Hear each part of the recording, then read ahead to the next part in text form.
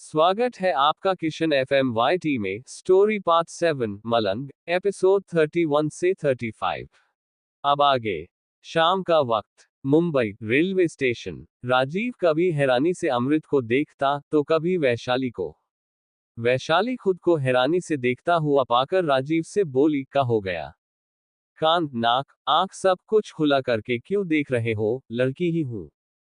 राजीव वैशाली की आवाज पर होश में आता है और वैशाली को ऊपर से लेकर नीचे तक देखने लगता है, जो कि शादी के जोड़े में खड़ी हुई थी।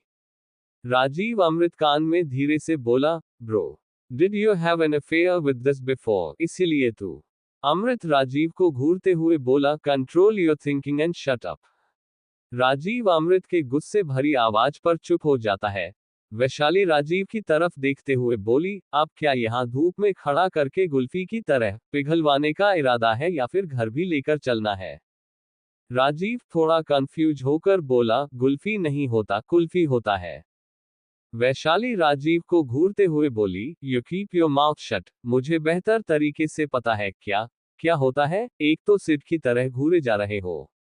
राजीव नकली मुस्कान के साथ बोला, वेलकम टू मुंबई भाभी जी, चलिए आपके ससुराल वाले आपसे मिलकर बहुत खुश होंगे। वैशाली अमृत की तरफ देखते हुए बोली, तुम्हारा मुंह काहे सड़ा हुआ है, चलो। अमृत एक गहरी सांस ले राजीव से बोला, ब्रो को कॉल करो और बोलो कि जल्द से जल्द घर पहुंचे। वैशाली राजीव से बोली, हमरा पति जो कह रहा है ना वही करो, और दूसरा, हमें भी मिलना है अपने जेठ से।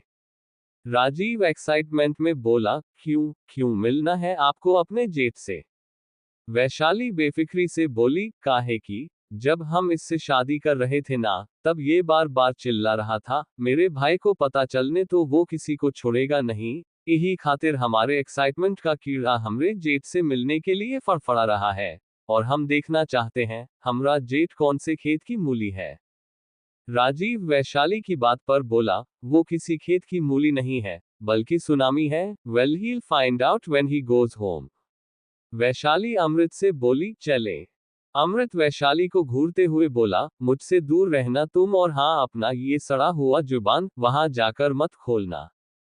राजीव उन दोनों को देखकर इतना तो समझ चुका था कि ये दोनों एक दूसरे को जानते बिल्कुल नहीं है, लेकिन शादी अभी भी राजीव सदमे में था। तभी अमृत का फोन बजने लगता। अमृत देखता है कि उसे शोभित कॉल कर रहा था। अमृत एक गहरी सांस लेकर कॉल अटेंड करते हुए बोला, यस से शोभित।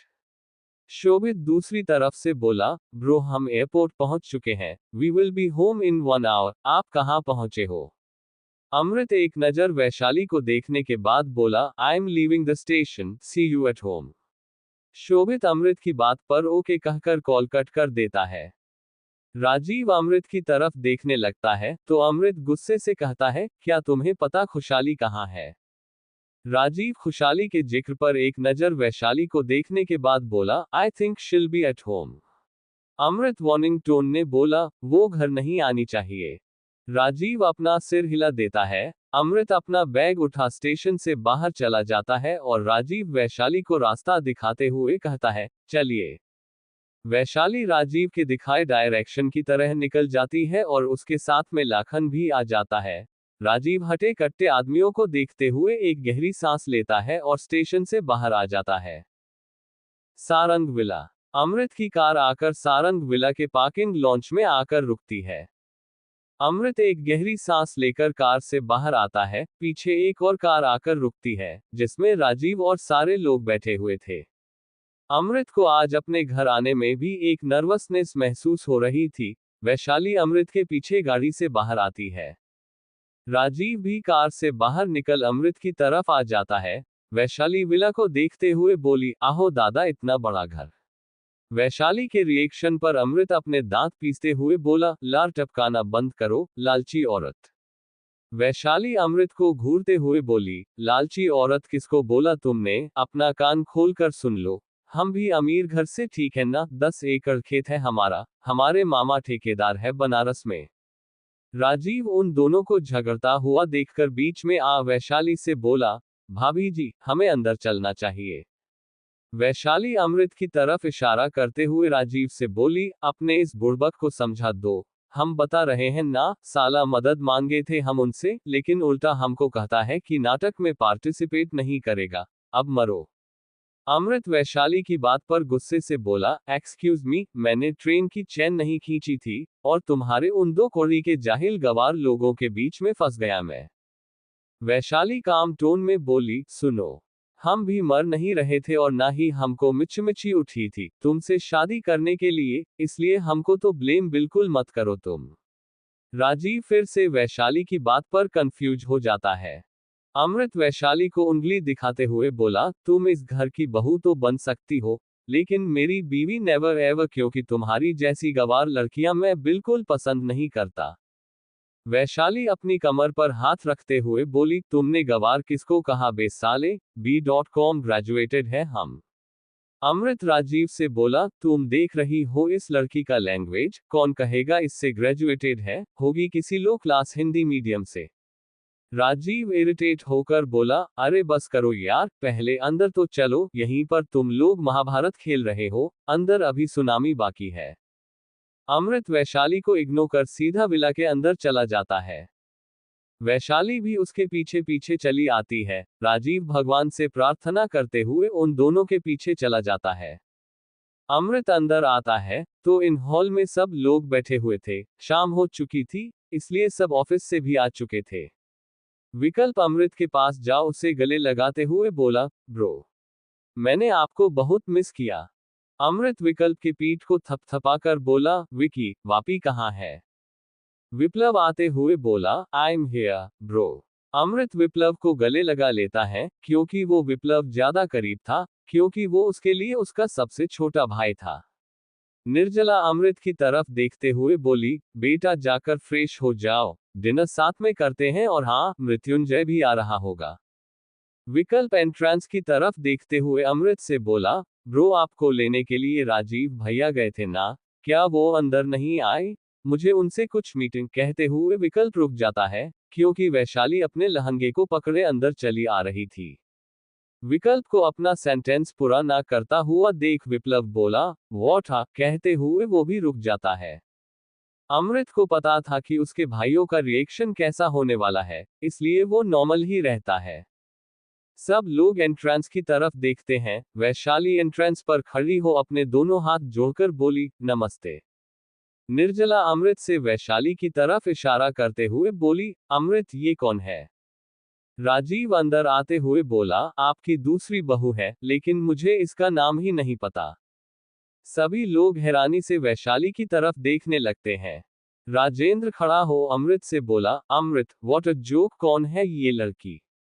वैशाली अंदर आते हुए बोली, हमें पता है सरप्राइजिंग है थोड़ा, लेकिन एडजस्ट करने से सब हो जाता है, और हम आप लोगों को बताते हैं ना, हमारा नाम है वैशाली मिश्रा। और रचना वैशाली की बात को बीच में काटकर बोली, वही रुको, मान ना मान मैं तेरा मेहमान, सीधा घुसी चली आ रही हो। वैशाली राजीव के कान में धीरे से बोली, जिस सुनामी की बात कर रहे थे तुम, का यही है वो?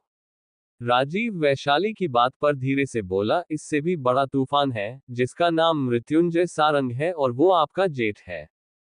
वैशाली राजीव की बात सुन अपना सिर हिला रचना से बोली, हम गुंडे की तरह यहाँ घुसे नहीं आए हैं, आपके घर का बेटा हमसे बिहा रचा कर लाया है।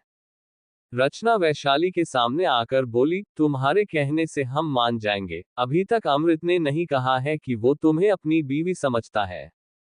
वैशाली रचना की बात पर हंसते हुए बोली, हाँ, पति तो हम भी इसको नहीं समझते, लेकिन एडजस्ट कर रहे हैं ना। रचना अमृत से बोली, अमृत, किसी नौटंकी में शादी करके आए हो क्या? कैसी बदतमीज लड़की है, जिसे ठीक से बात करने का भी ढंग नहीं है। वैशाली अमृत से बोली, मुंह में काहे दही जमा कर रखे हो, बोलो ना, तुम्हारी बीवी है। अमृत रचना से बोला, ये सही कह रही हैं चाची, शी इज माई वाइफ। विप्लव निर्जला से बोला, बड़ी माँ, जाकर आरती की तैयारी करो, मेरी दूसरी बड़ी भाभी आई है।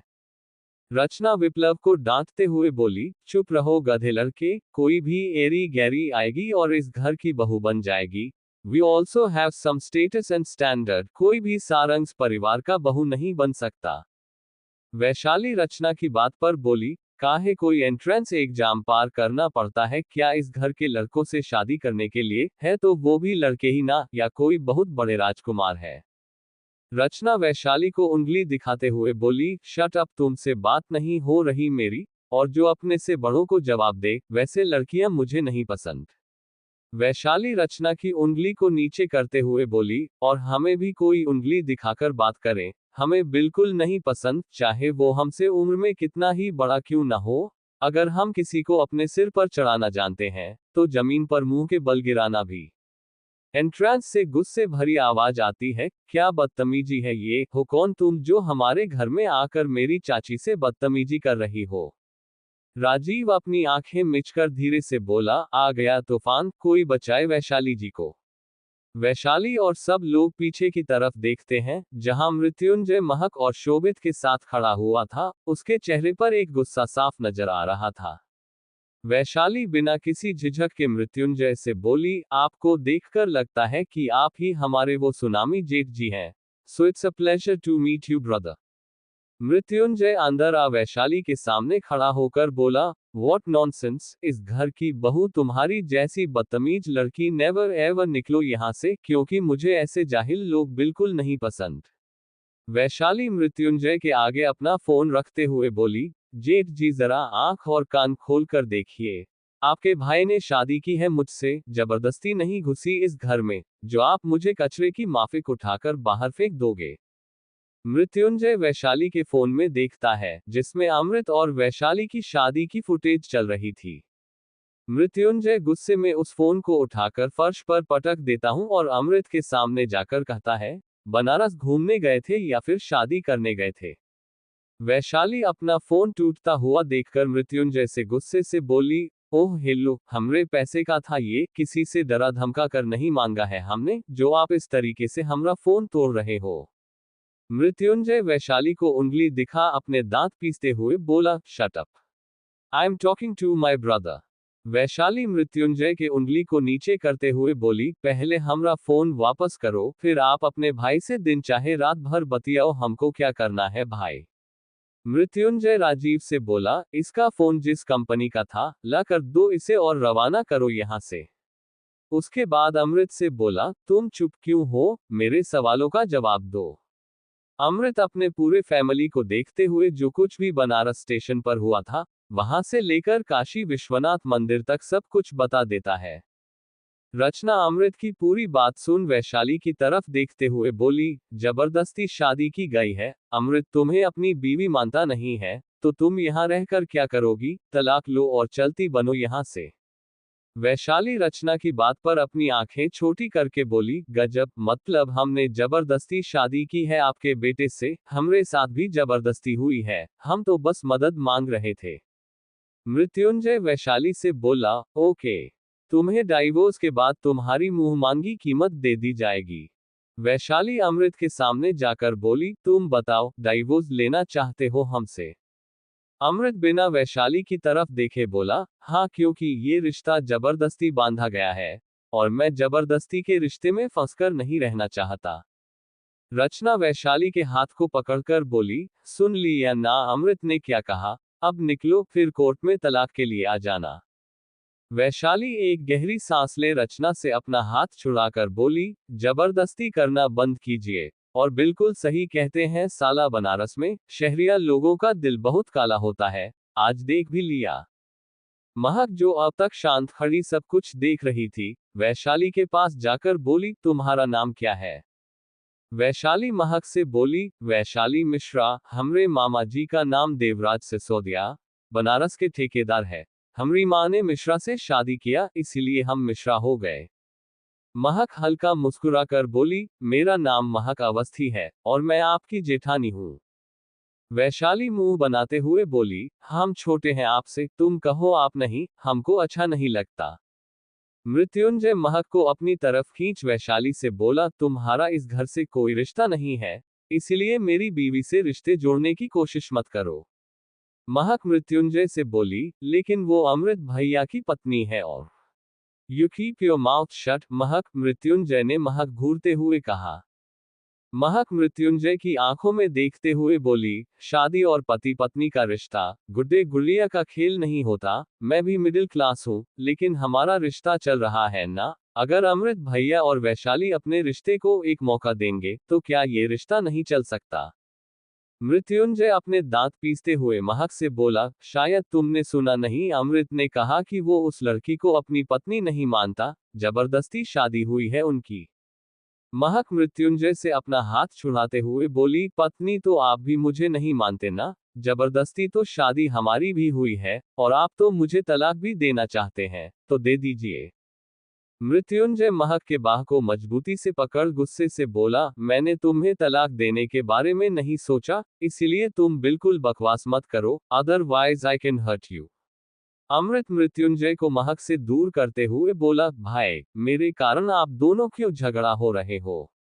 महक अपने बाह को सहलाते हुए अमृत से बोली, विकल्प भैया बता रहे थे कि आप बहुत समझदार हैं, लेकिन वो गलत बोल रहे थे। रिश्ते के मामले में आप बिल्कुल अपने भाई की तरह हो, बेवकूफ नालायक।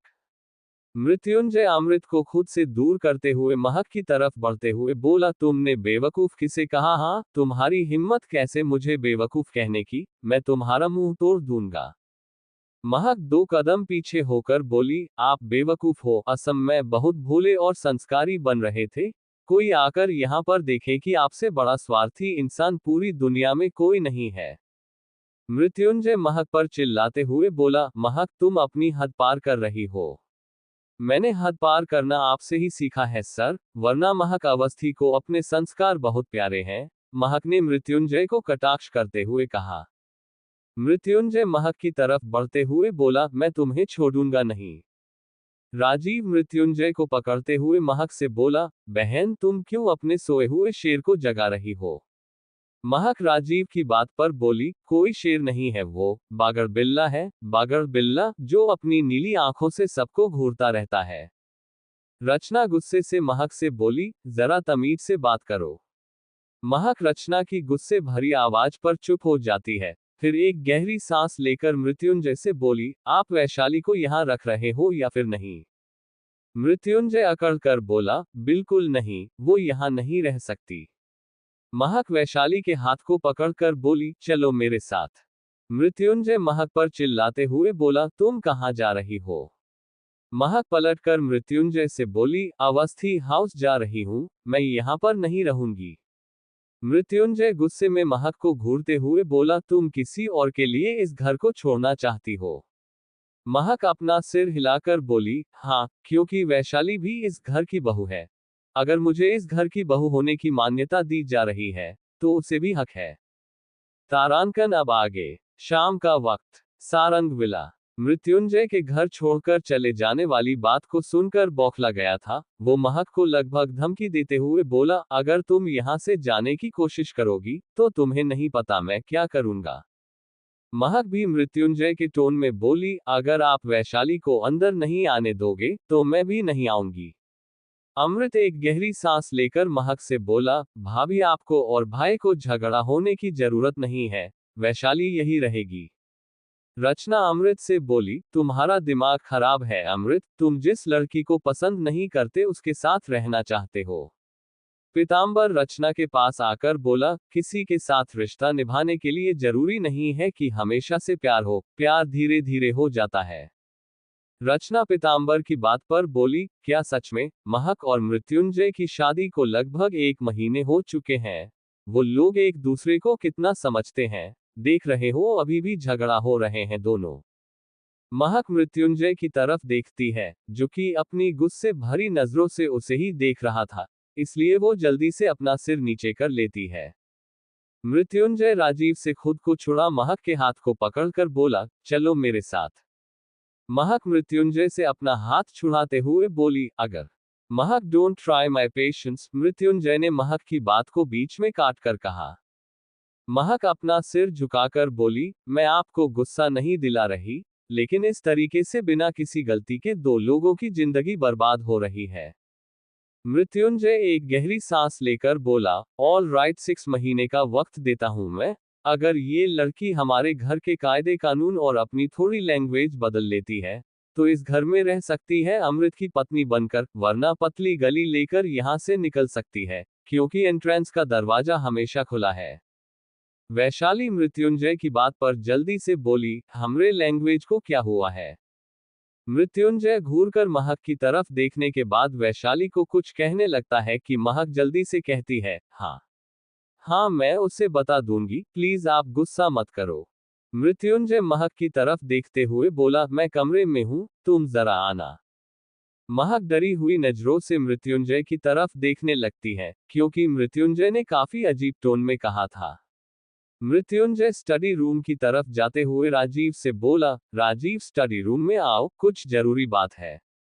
राजीव जल्दी से मृत्युंजय के पीछे चला जाता है।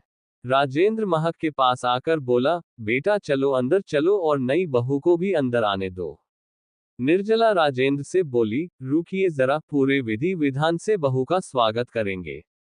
रचना गुस्से में बौखलाते हुए बोली, इस घर के सभी लोग पागल हो चुके हैं। फिर महक को घूरते हुए अंडरस्को, और तुम जब से तुमने इस घर में अपने कदम रखे हैं, तुमने इस घर की काया पलट कर रख दी है। मैं तुम्हें लास्ट बार वॉर्न कर रही हूं महक, सुधर जाओ तुम और बहू की तरह रहो, वरना निकल सकती हो इस घर से। विप्लव थोड़ी नाराजगी से बोला, मॉम आप इस तरीके से भाभी को कैसे डांट सकती हो? रचना विप्लव को घूरते हुए बोली, अपना मुंह बंद करके रखो, बड़ों के बीच में छोटे नहीं बोला करते। शोभित रचना की तरफ देखते हुए बोला, मॉम इस तरीके से क्लास और स्टैंडर्ड की बात करना आपको शोभा नहीं देता। रचना सब लोगों को घूरते हुए बोली, मैं इस घर में किसी भी तरीके का बदलाव बर्दाश्त नहीं करूंगी, याद रखना इस बात को। इतना कहकर रचना गुस्से में अपने कमरे की तरफ चली जाती है। विप्लव मुंह बनाकर वैशाली के पास आकर बोला, सबको इग्नोर करो भाभी, हम सब हैं ना आपके साथ। वैशाली विप्लव की बात पर बोली, हम दोनों एक उम्र के हैं, इसलिए तुम कहो। तभी निर्जला किचन से आरती की थाल लेकर आ जाती है, और उसके पीछे एक मेड आलते की थाल लेकर आ जाती है। महक अमृत के पास जाकर बोली, भैया आप भी थोड़ा सा सहयोग कर दीजिए। अमृत बिना किसी भाव के जाकर वैशाली के बगल में एंट्रेंस पर खड़ा हो जाता है। निर्जला उन दोनों की आरती करती है और तिलक लगाने के बाद कलश गिराकर वैशाली को अलते में पैर रखते हुए अंदर आने को कहती है। वैशाली जैसा निर्जला कहती है वैसा ही करती है, और मंदिर में अमृत और वैशाली को ले जा पूजा करवाया जाता है, और महक वैशाली को अपने कमरे में ले जाती है। अमृत को शोभित अपने साथ ले जाता है, और उसके साथ साथ विकल्प और विप्लव भी चले जाते हैं।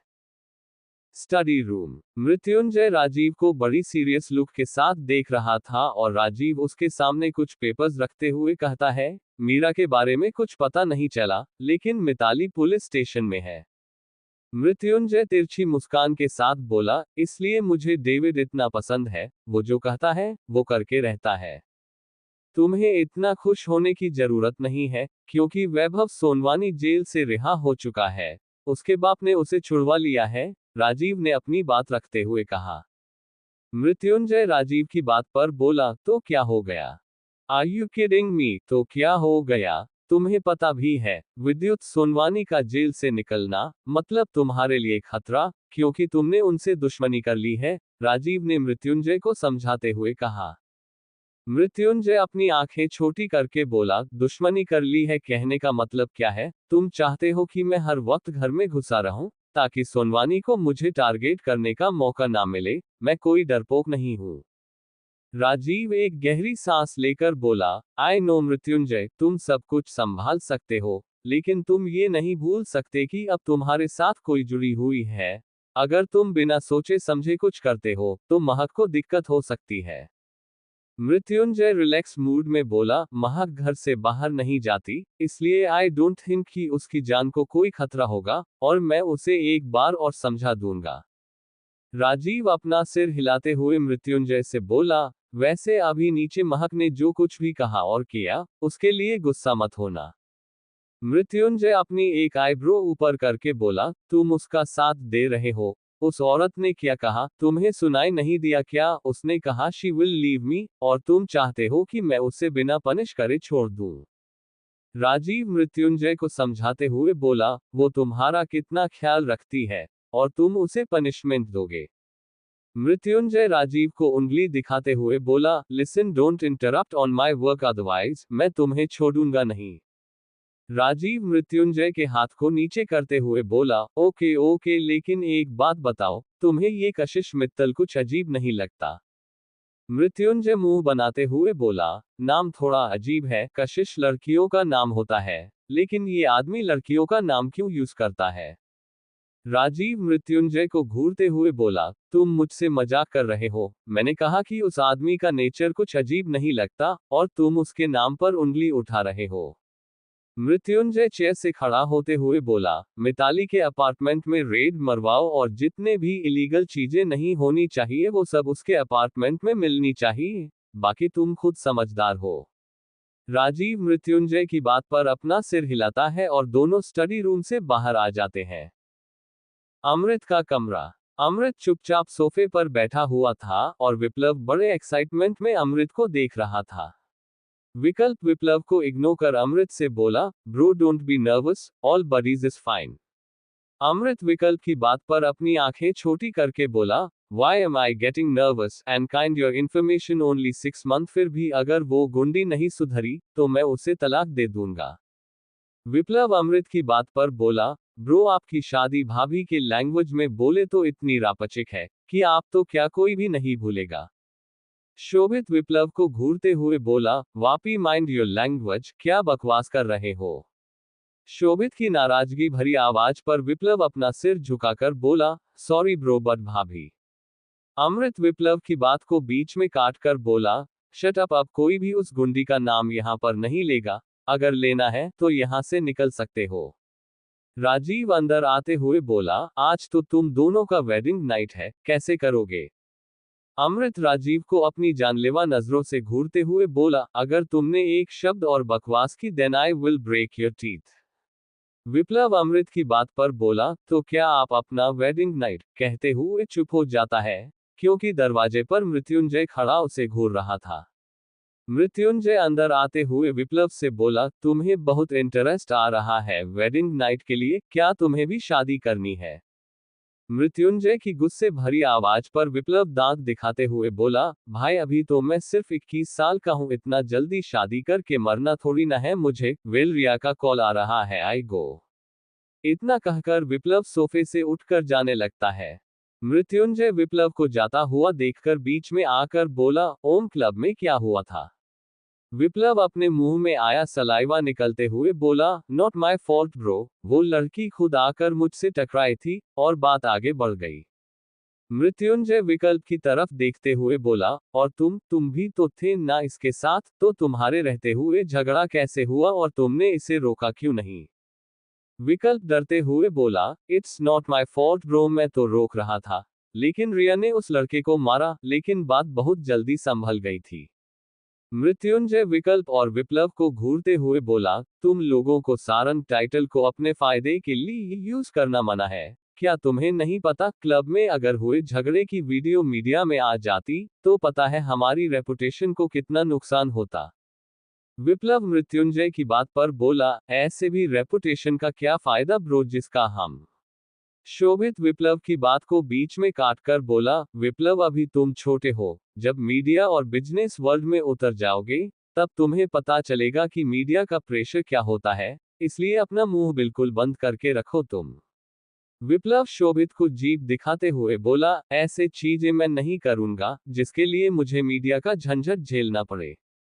मृत्युंजय विप्लव और विकल्प से बोला, तुम दोनों यहां से जाओ, मुझे अमृत कुछ बात करनी है।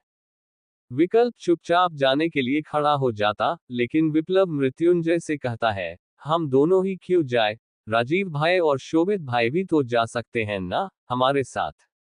मृत्युंजय घूरकर विप्लव तरफ देखता है तो विप्लव मुंह बनाते हुए कहता है, हाँ हाँ जा रहा हूं, फिर धीरे से अंडरस्को बागर बिल्ला। इतना कहकर विप्लव विकल्प के साथ कमरे से बाहर की तरफ चला जाता है। मृत्युंजय अमृत के पास आकर जैसे ही कुछ कहने वाला होता है कि शोभित मृत्युंजय को रोककर थोड़ी तेज आवाज में कहता है, विप्लव अगर तुम यहां से नहीं गए तो तुम्हारी पॉकेट मनी में बंद करवा दूंगा। विप्लव जो कान लगाकर दरवाजे पर खड़ा था, शोभित की धमकी पर चिल्लाते हुए बोला, मैंने नहीं सुना, मैं जा रहा हूं। इतना कहकर वो वहां से भाग जाता है। राजीव हंसते हुए बोला, सच में ये बंदर ही है। शोभित राजीव की बात पर बोला, वो बंदर नहीं है, मेरा भाई है। राजीव मुंह बनाता है। मृत्युंजय अमृत से बोला, मुझे नहीं लगता कि मुझे तुम्हें कुछ ज्यादा समझाने की जरूरत है, लेकर मुझे नहीं पता इस सिचुएशन में क्या करना है।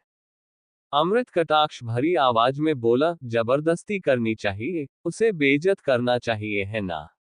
मृत्युंजय अपनी मुट्ठी कसते हुए अमृत से बोला, अमृत हम दोनों बहुत अलग हैं एक दूसरों से, तुम मुझे समझते हो। अमृत अपना सिर हिलाते हुए बोला, हाँ मैं बहुत बेहतर तरीके से समझता हूँ तुम्हें, और मेरा दिल इतना घटिया नहीं है। हाँ मैं उस लड़की को पसंद नहीं करता, लेकिन मुझे पता है मुझे क्या करना है। राजीव अमृत कंधे पर हाथ रखकर बोला, वो बीती बातें थी, महक ने मृत्युंजय को दूसरा मौका दिया है।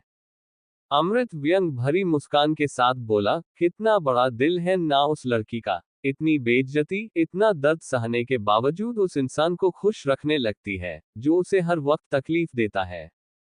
मृत्युंजय अमृत पर चिल्लाते हुए बोला, मुझे बार बार कोसना बंद करो, जो कुछ भी हुआ था गुस्से में हुआ था, होश में रहकर मैंने कभी उसे चोट पहुंचाने की कोशिश नहीं की। अमृत मृत्युंजय को घूरते हुए बोला, आर यू सीरियस, क्या जो तुम नीचे कर रहे थे सबके सामने उसे हट करना नहीं कहते। मैंने तुम्हें तुम्हारे शादी की रात ही समझाया था, लेकिन तुमने तुमने मेरी सभी बातों को इग्नोर कर दिया। राजीव उन दोनों के बीच में आते हुए बोला, अरे चुप हो जाओ तुम दोनों, बीती बातों को क्यों बीच में लेकर आ रहे हो। अमृत एक गहरी सांस लेकर राजीव से बोला, तुम बताओ राजीव, वो लड़की जो अपने भाई की जिंदगी के लिए एक अनजान इंसान से शादी कर सकती है, तो सोचो उस अनजान इंसान के लिए वो क्या कुछ नहीं कर सकती। मृत्युंजय अमृत को घूरते हुए बोला, मेरी बीवी है वो और ये हम दोनों के बीच की बात है, तुम कोई नहीं हो बीच में आने वाले। अमृत भी मृत्युंजय की आंखों में देखते हुए बोला, उसने मुझे भैया कहा है, तो सोच लो तुमसे ज्यादा हक है मेरा उस पर। वॉर्न कर रहा हूं मृत्युंजय, महक को चोट पहुंचाने के बारे में मत सोचना। मृत्युंजय अमृत की बात पर बोला, क्या तुम्हें नहीं पता मैं कैसा हूं। मैं जिसकी केयर करता हूं, मेरा सारा गुस्सा भी उसी पर उतरता है। But I am trying to control my anger, ताकि मैं उससे हट ना करूं। अमृत रिलैक्स मूड में बोला, that's better for you. Rajeev उन दोनों को घूरते हुए बोला, थोड़ी तो शर्म करो, सगे भाई हो दोनों, यहाँ पर कुत्ते बिल्ली की तरह झगड़ रहे हो। शोभित राजीव से बोला, वेल डिनर करते हुए जाना, मैं तो चला फ्रेश होने। इतना कहकर शोभित वहां से चला जाता है। राजीव मृत्युंजय से बोला, जाकर तुम भी फ्रेश हो जाओ, आज मुझे महक के हाथों से बना खाना खाने को मिलेगा। मृत्युंजय राजीव के एक्साइटमेंट पर केरोसिन डालते हुए बोला, उसका हाथ जल गया है, वो खाना नहीं बना सकती। अमृत मृत्युंजय की बात पर बोला, असम में कुछ हुआ था। मृत्युंजय अपना सिर हिलाते हुए बोला, शीतल की वही दिक्कत, कितना बार रिजेक्ट कर चुका हूं उसे फिर भी। अमृत अपने सिर पर हाथ रखते हुए बोला, ओ शिट, खुशहाली को जब मेरी शादी के बारे में पता चलेगा, तब वो क्या करेगी। मृत्युंजय अमृत को घूरते हुए बोला, अब ये मत कहना कि तुम दोनों का ब्रेकअप नहीं हुआ है, 6 महीने पहले तुम दोनों का ब्रेकअप हो गया था ना। अमृत नजरें चुराते हुए बोला, हम दोनों की बातें फिर से शुरू हो गई थी, लेकिन वो अभी भी मेरे लिए उतना ही पॉजिटिव है। मृत्युंजय राजीव को घूरते हुए बोला, अब ये मत कहना कि तुम्हें पता नहीं था। राजीव अपने दांत दिखाते हुए बोला, मैंने ही तो इन दोनों की बात चलाई थी। मृत्युंजय अमृत को समझाते हुए बोला, वेल, मेरे तो गुस्से के भरोसे कोई गर्लफ्रेंड नहीं बनती थी, लेकिन तेरी बीवी की गुस्से की वजह से तेरा ब्रेकअप होगा, प्रॉफिट है तेरे लिए। अमृत अपना सिर हिलाते हुए बोला, तुमने बिल्कुल सही कहा, वो गुंडी सब कुछ संभाल लेगी, जब उसे पता चलेगा शादी के बारे में। मृत्युंजय अमृत के कंधे पर थपथपाकर बोला, गुड, अब मैं चलता हूँ। इतना कहकर मृत्युंजय कमरे से बाहर चला जाता है और राजीव भी उसके पीछे चला जाता है। मृत्युंजय का कमरा। विप्लव अमृत के कमरे से निकलकर मृत्युंजय के कमरे में आ गया था और बड़े प्यार से वैशाली और महक से बातें कर रहा था। विप्लव महक की तरफ देखते हुए बोला, भाभी, मैंने सुना है आप खाना बहुत अच्छा बनाती हो, आप मेरे लिए क्या बनाओगी। महक पट्टियों से बंधा हाथ आगे करते हुए बोली, अभी फिलहाल कुछ नहीं बना सकती, लेकिन जैसे ही मेरा हाथ ठीक होगा, मैं आपके लिए जरूर कुछ अच्छा सा बनाऊंगी। विप्लव महक के हाथ को देखते हुए बोला, आपको चोट कैसे लगी? विप्लव के सवाल पर उसे असम में शीतल का नेचर याद आ जाता है, लेकिन वो अपने ख्यालों को झटकते हुए फिर विप्लव से बोली, खाना बनाते वक्त हल्का सा जल गया था। विप्लव महक के हाथ को सहलाते हुए बोला, डोंट वरी, बहुत जल्दी ठीक हो जाएगा। उसके बाद विप्लव वैशाली की तरफ देखता है, जिसकी आंखों में नींद भरा हुआ था और वो बार बार उबासी ले रही थी। विप्लव वैशाली को देख मुस्कुराते हुए बोला, वैसे वैशाली भाभी। वैशाली उसकी बात को बीच में काटकर बोली, भाभी नहीं, खाली वैशाली कहा ना मैंने तुमसे, हम तुम्हारे उम्र के हैं भाई। विप्लव एक गहरी सांस लेकर बोला, ऑल राइट। वैशाली, तुम्हें खाना बनाना आता है? वैशाली अपनी गर्दन नहीं में हिलाकर बोली, खाना बनाना नहीं आता, लेकिन खाना बहुत अच्छे से आता है हमको। महक वैशाली के जवाब पर मुस्कुराते हुए बोली, वैसे कल तुम्हारी पहली रसोई है, कैसे करोगी तुम? वैशाली चमकती आंखों से बोली, हमरा मर्द है ना, वो बनाएगा, बहुत सारा बनता है ना, देखते हैं उसकी शान पट्टी, बहुत एटीट्यूड मारता है ना, उसकी सारी एटीट्यूड अगर हमने कढ़िया में डालकर गरम न कर दिए, तो हमरा नाम भी वैशाली मिश्रा नहीं। महक और विप्लव वैशाली की बात पर मुस्कुरा देते हैं।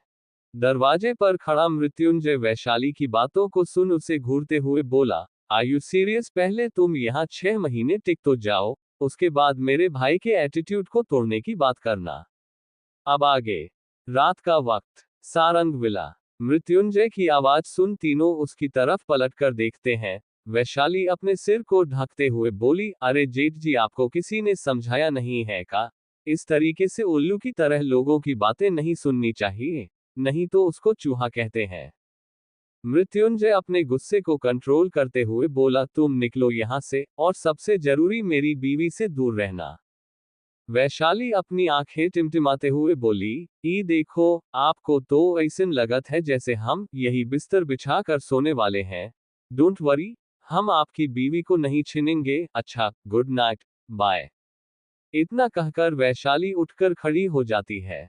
महक वैशाली के साथ खड़ी होते हुए बोली, चलो मैं तुम्हें अमृत भैया के कमरे तक पहुंचा देती हूँ। मृत्युंजय महक के हाथ को पकड़कर बोला, नहीं विप्लव उसे ले जाएगा, तुम मेरे साथ रहो। वैशाली महक के दूसरे हाथ को पकड़ मृत्युंजय से बोली, हम अपनी बड़ी दीदी के साथ जाएंगे, अगर आपको अपने छुटकू भाई की इतनी फिक्र है, तो अपने साथ रखो। महक मृत्युंजय की तरफ देखने लगती है, जिसकी आंखें गुस्से से लाल हो गई थी, और वो लगभग वैशाली के ऊपर फटने वाला था। महक विप्लव की तरफ देखते हुए बोली, विप्लव, तुम जाकर वैशाली को अमृत में आकर कमरे तक छोड़ दो। वैशाली मृत्युंजय को घूरकर बोली, अभी तो जा रहे हैं हम, लेकिन कल सुबह जरूर आएंगे। इतना कहकर वैशाली विप्लव के साथ कमरे से बाहर चली जाती है। मृत्युंजय दरवाजा अंदर से बंद कर महक के सामने खड़ा होकर गुस्से से बोला, तुम उस इडियट लड़की को यहाँ रखना चाहती हो? देख रही हो तुम कैसी बातें करती है वो। महक अपना सिर झुका धीरे से बोली, आप भी तो वैसे ही बातें करते हो। मृत्युंजय महक के चेहरे को पकड़ ऊपर करते हुए बोला, क्या कहा तुमने? मैं उस इडियट की तरह बातें करता हूँ? सीरियसली, मेरी बातों में एक मैनर्स छिपा होता है, लेकिन उसकी बातों में एक टपोरीपन। आई डोंट नो मेरा भाई कैसे रहेगा उसके साथ। महक मृत्युंजय के हाथ पर हाथ रखते हुए बोली, आप इतना गुस्सा क्यों करते हो? ज्यादा गुस्सा करना सेहत के लिए अच्छा नहीं होता सर। मृत्युंजय गहरी सांस लेकर बोला, listen to me with your ears open. मेरा तुम पर पहला हक है, मेरे अलावा तुम किसी और की बात नहीं सुनोगी, तुम सिर्फ मेरे ऑर्डर फॉलो करोगी। महक मुंह बनाते हुए बोली, आप तो ऐसे बातें कर रहे हो जैसे मैं आपकी कोई गुलाम है, जो अपने मास्टर के अलावा किसी और की बातें इग्नोर करता हो, लेकिन मैं ऐसी नहीं हूँ। मृत्युंजय गुस्से से बोला, पति हूं तुम्हारा मैं, एंड व्हाट यू मीन की गुलाम? मैंने ऐसा कोई वर्ड तुम्हारे लिए यूज नहीं किया, और अगर मैं कुछ कह रहा हूं तो तुम्हारी सेफ्टी के लिए कह रहा हूं। महक मृत्युंजय के चेहरे को अपने हाथ में भर धीरे से उसके होठों पर किस कर लेती है। मृत्युंजय शॉक्ड होकर महक की तरफ देखने लगता है, उसकी दिल की धड़कनें बढ़ गई थी। महक धीरे से मृत्युंजय के सीने पर अपना सिर रखते हुए बोली, शांत हो जाए, इतना गुस्सा लेकर क्या करेंगे आप, गुस्सा मनुष्य को असुर बना देता है, प्लीज शांत हो जाए। मृत्युंजय बूथ बने खड़ा हुआ था, अचानक उसे अपने लोअर रीजन पर बेचैनी महसूस होने लगती है। मृत्युंजय जल्दी से महक को खुद से दूर करके बोला, डिनर का वक्त हो गया है, मैं फ्रेश होकर आता हूँ। इतना कहकर वो बाथरूम में भाग जाता है। महक कंफ्यूजन में उसे जाता हुआ देखती है और मुंह बनाकर कमरे से बाहर चली जाती है। अमृत के कमरे के बाहर विप्लव और वैशाली खड़े हुए थे। वैशाली विप्लव को देखते हुए बोली, क्या यही सड़े हुए बैंगन का कमरा है? विप्लव अपना सिर हिलाते हुए बोला, जी हाँ, ये तुम्हारे सड़े हुए बैंगन का कमरा है, जो अब तुम्हारा भी है।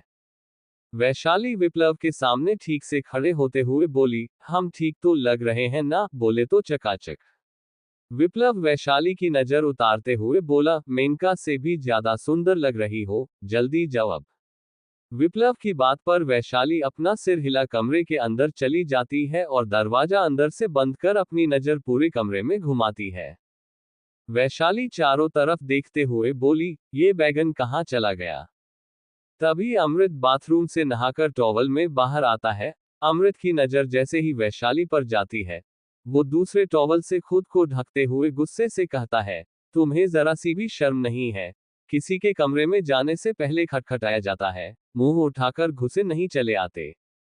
वैशाली सोफे पर बैठते हुए बोली, अब इसमें शर्म वाली क्या बात है? अपने कमरे में आने से पहले कौन खटखटाता है? तुम भी नहीं खटखटाते होंगे। अमृत वैशाली को घूरते हुए बोला, ये मेरा कमरा है और इस तरीके से किसी लड़के को नेकेड देखते हुए तुम्हें शर्म नहीं आ रही? वैशाली हंसते हुए बोली, हा हा हा हा, शर्म ये क्या होता है? बनारस के घाट में हमने बड़े चिकने मुस्टंडों को नहाते हुए देखा है, लेकिन तुम्हारी बॉडी कुछ ज्यादा ही सुंदर है, छूकर देखेगा।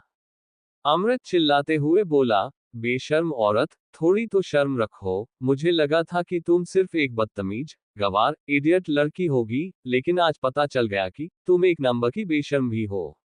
वैशाली अमृत को घूरते हुए बोली, अरे ओ, शर्म के पर्दे में लिपटे सड़े हुए बैगन, मुझे ज्यादा शर्म का लेक्चर मत दो, और वैसे भी कुछ खास नहीं है तुम्हारी बॉडी, हम भी नहीं मार रहे हैं तुम्हें देखने के लिए।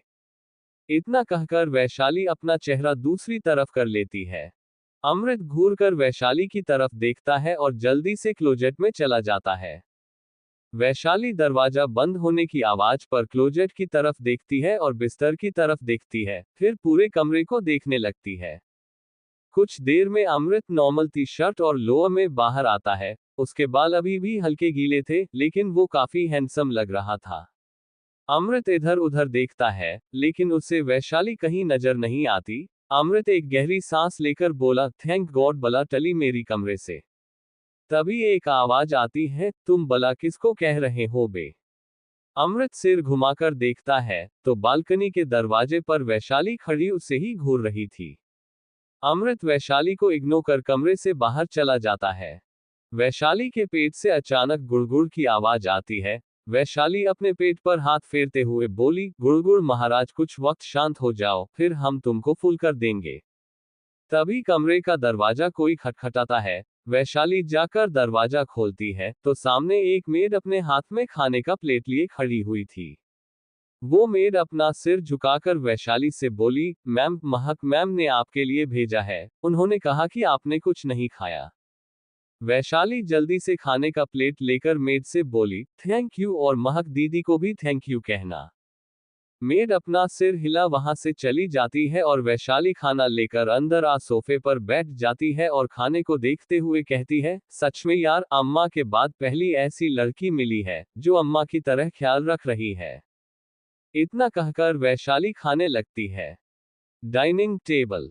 मृत्युंजय बिना किसी भाव के बैठा अपना खाना खा रहा था कि निर्जला मृत्युंजय से बोली, जय, मुझे तुमसे कुछ बात करनी थी।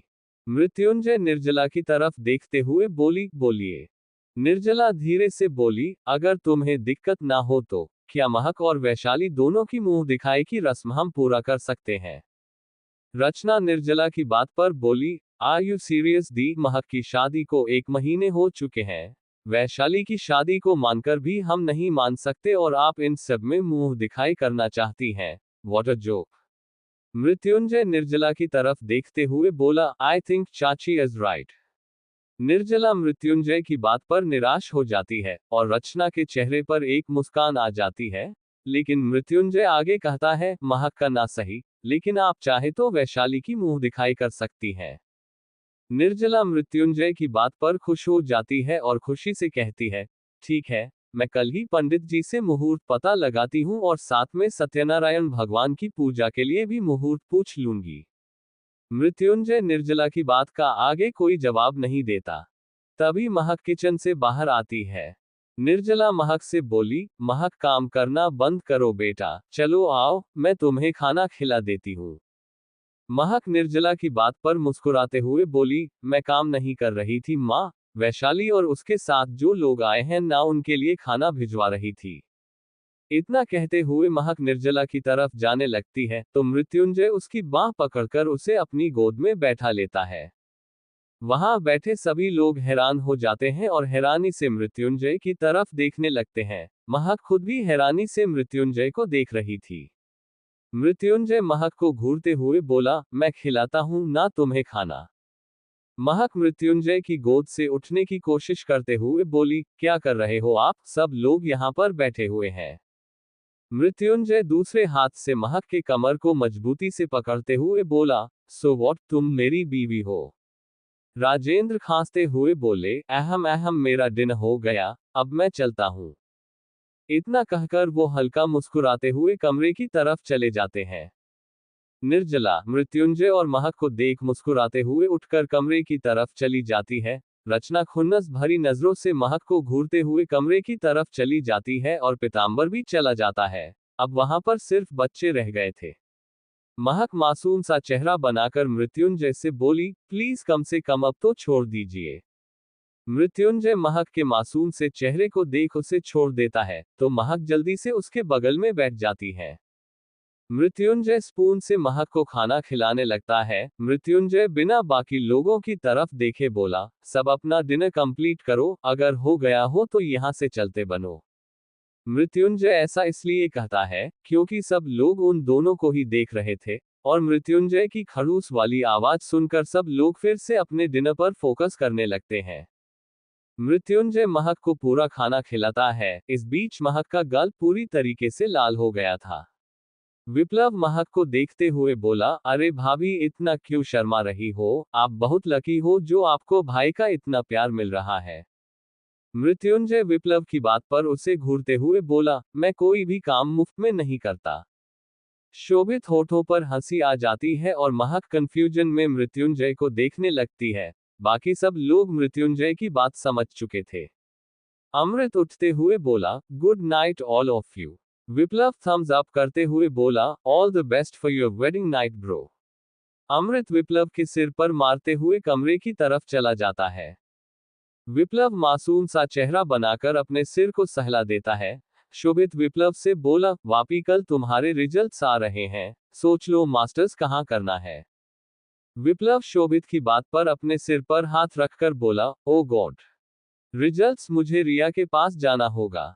विकल्प विप्लव को घूरते हुए बोला, ओ रिया के मजनू, बिचारी को कम से कम कुछ वक्त के लिए अकेला छोड़ दिया करो और तुम्हारे रिजल्ट से उसका क्या लेना देना। विप्लव तुनक कर बोला, ऑफ कोर्स कनेक्शन है ब्रो, हम दोनों ने बिल्कुल एक जैसे स्टडी की थी, अगर उसका मुझसे 1% भी ज्यादा आया तो मैं उसे बहुत पीटूंगा।